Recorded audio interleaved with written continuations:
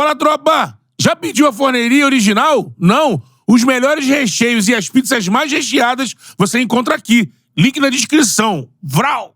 Agora, Brunão, tu viveu isso tudo, moleque.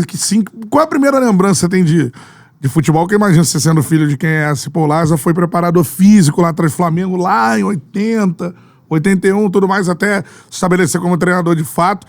Qual é a sua primeira lembrança de futebol, de você ou ir no vestiário, ou ir num jogo, acompanhar o seu pai? Como é que é pra você? Por incrível que pareça, né, a primeira lembrança, assim, eu tive da Copa de 86, mas muito pouquinho, eu tinha ali para 5 para 6 anos, mas a primeira Copa que eu pude observar mesmo foi a Copa do Mundo de 90, que meu pai era o treinador. Assim, coisas positivas, mas é uma coisa marcante que após o retorno dele da Copa do Mundo, a gente morava numa rua sem saída e ele já tinha dado entrevista lá na Itália, ele falou, pô, acabou, não vou dar mais entrevista e tal. E aí a gente morava numa rua sem saída e juntou um monte de repórter ali, a gente morava no último prédio dessa rua, ficou ali acampado durante uma semana, eu fiquei uma semana sem ir pra escola, sem sair de casa. Cara, por conta... Ficou uma semana sem sair? Uma semana, porque ficou vários repórteres ali. Quem sai dessa família, eles estão... E aí a gente ficou ali dentro de casa, foi uma lembrança bem marcante, assim. Cara, mas é assim, você é treinador hoje, você sabe como é que é a pressão. Acho que você já teve um choque, você tinha quantos anos ali? Nessa época, 9 para 10 anos. Pô, você teve, ó, ser treinador... É isso. É isso.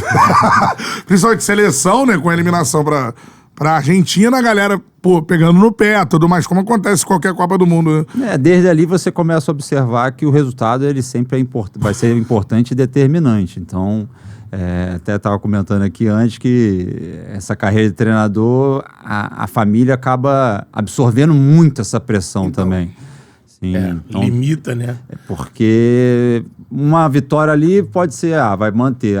Se perder esse jogo, talvez vai sair. Aí, às vezes, o cara tá morando fora do país ou fora da cidade dele. Então, envolve uma série de coisas ali que chegou até um certo ponto da minha vida, né? Ali eu ainda estava iniciando ali o futsal.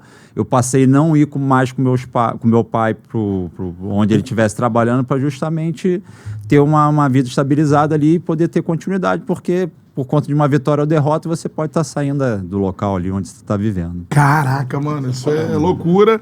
E essa questão da mudança, né? Você acabou ficando no Rio, seu pai teve depois a oportunidade na Itália de trabalhar, tudo mais, né? Teve uma carreira ele foi linda pra Itália, e tal. Turquia, México, nenhum desses lugares eu acompanhei mais. Sim. A última vez que ele, como treinador, a gente ali criança, fez foi até 1988, que ele tinha ido para a Arábia Saudita. Ele foi para a Arábia Saudita num contrato de 2 anos e deu 6 meses, ele foi convidado para vir para a seleção brasileira. Mas aí a gente já tinha mudado de escola. Vocês iam para lá? A gente foi para lá, a gente chegou para lá, e para lá ficou durante 6 meses lá. Aí depois disso, nunca mais. Eu sempre fiquei aqui no Rio de Janeiro. Essa cena de 1990, assim, vocês, depois da eliminação da Copa, não podendo sair de casa. Você acha que isso te acendeu essa questão de querer ser treinador?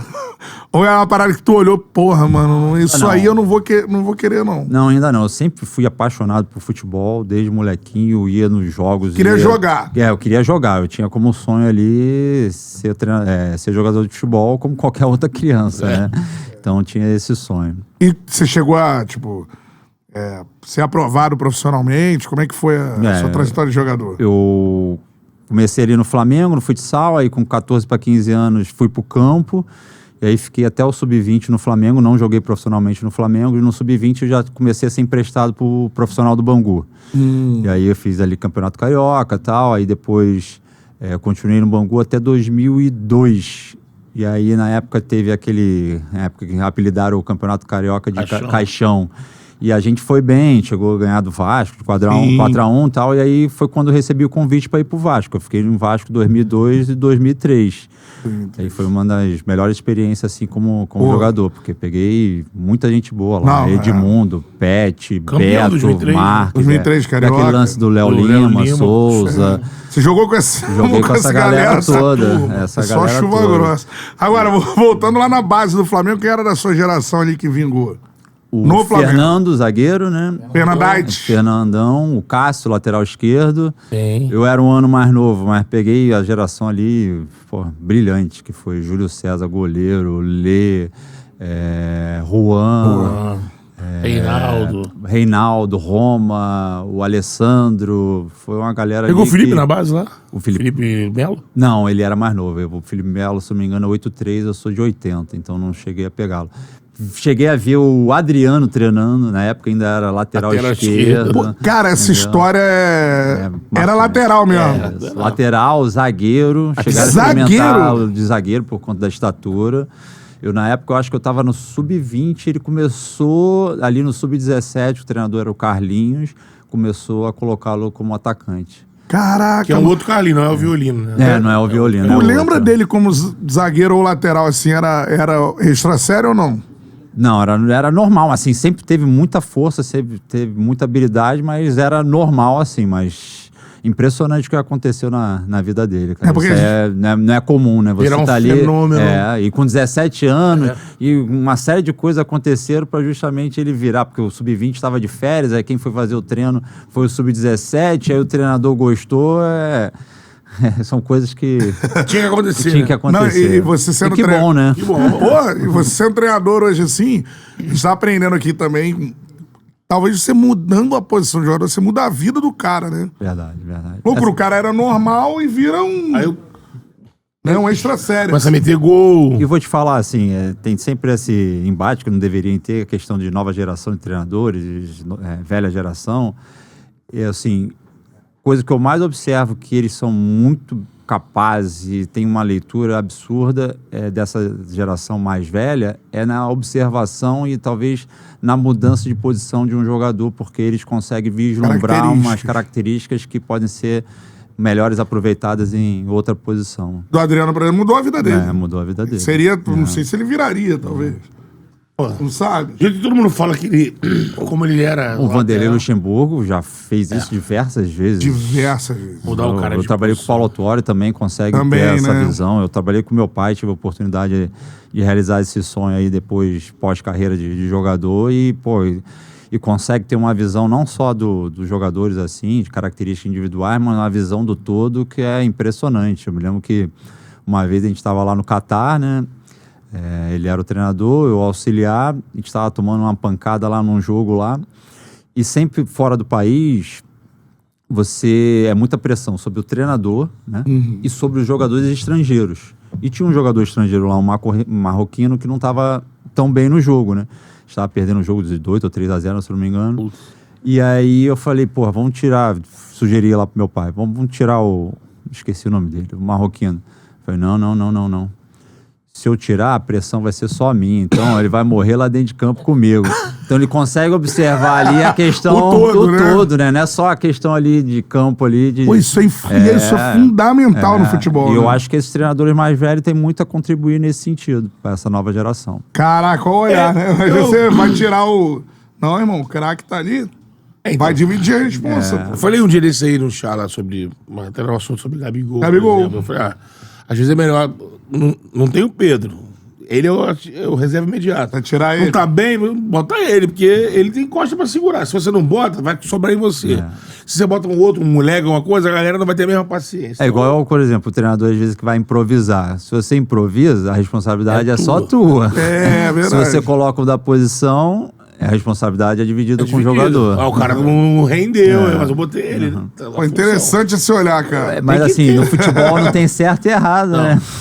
Pode fazer de uma maneira e dar certo, pode fazer de outra maneira também e dar certo. De futebol eu tenho aprendido mais. Você pode se programar, o certo é isso, trabalhar. Mas o fator sorte, irmão, ele tá ali. Tá envolvido. Tá envolvido. Pode ter certeza, né? que tá envolvido. Não Se você for ver, todo jogo, o jogo decisivo também, tem sempre um lance que poderia mudar a história completa do jogo. Uma bola na trave que não entra, uma bola na trave que entra, uma finalização que poderia ser feita de uma melhor maneira, e aí poderia mudar a história do jogo. Por mais que você se programe, você depende desse detalhe ali de... Isso aí. Às vezes está num momento bom, você não consegue fazer um gol. Isso aí. Ou então você está num momento ruim e consegue fazer um gol. Tô falando de treinador antigo, de treinador mais velho, é uma situação que eu costumo também falar aqui, que quando eu comecei a acompanhar futebol ali em 93, por aí, você tinha uma série de treinadores, tipo de 60, ali, que trabalhando nos grandes clubes. E mais velhos. Mais velhos, assim, um monte. E... Evaristo. Vários. Dario Pereira. É, um monte. Jair Pereira, na verdade. Jair Pisserni, uma série deles. Hoje, Filipão, Antônio Lopes. Hoje, vocês têm nesse momento aqui, hoje, sessentões, tô nem dizendo setentão, né? Alguns aí, o Filipão já trabalhou aqui há pouco tempo, o Luxemburgo tem um tempo também, 18, é o último time dele do Palmeiras. E... Não passou pelo Corinthians também. Teve agora no Corinthians. Só que a galera sempre fala de um jeito, e tem outros aí, por exemplo, o Jair Pereira até hoje tá aí, tô dizendo pra dirigir, mas não são nem aproveitados, como a gente tá falando aqui fora do ar, como uma espécie de um coordenador técnico, né? Que é uma função que a gente tem tentado emplacar aqui no Brasil, não tem conseguido. E tem vários que podem, como o próprio seu Lazzaroni, seu pai, que o Altuori, vários que poderiam contribuir, sendo um cara desse que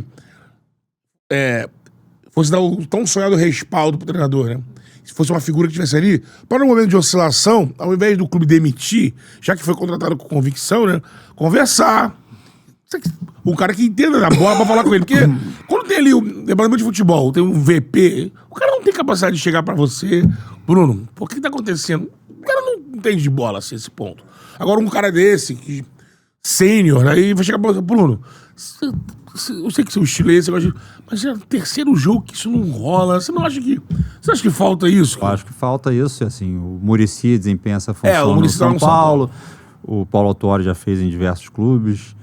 Hoje está no Atlético Paranaense. Tentaram com o Abel, né? Um época no Vasco. O Antônio Lopes fez isso no Botafogo. Foi muito bem.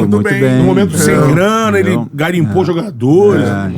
Eu acho que é uma função ali que pode ajudar muito, principalmente os treinadores da nova geração. Os treinadores mais velhos nem tanto, mas principalmente os treinadores da nova geração, acho que é uma função importante, porque o cara tem a vivência do campo, o cara tem experiência com lidar com imprensa, tem experiência para lidar com dirigente de maneira geral, então eu acho que é uma... Já passou por essas coisas. Já passou, já tem muita experiência, então pode contribuir muito para o trabalho da comissão técnica. Eu acho que deveria ter mais clubes isso aí é a minha opinião. Com certeza.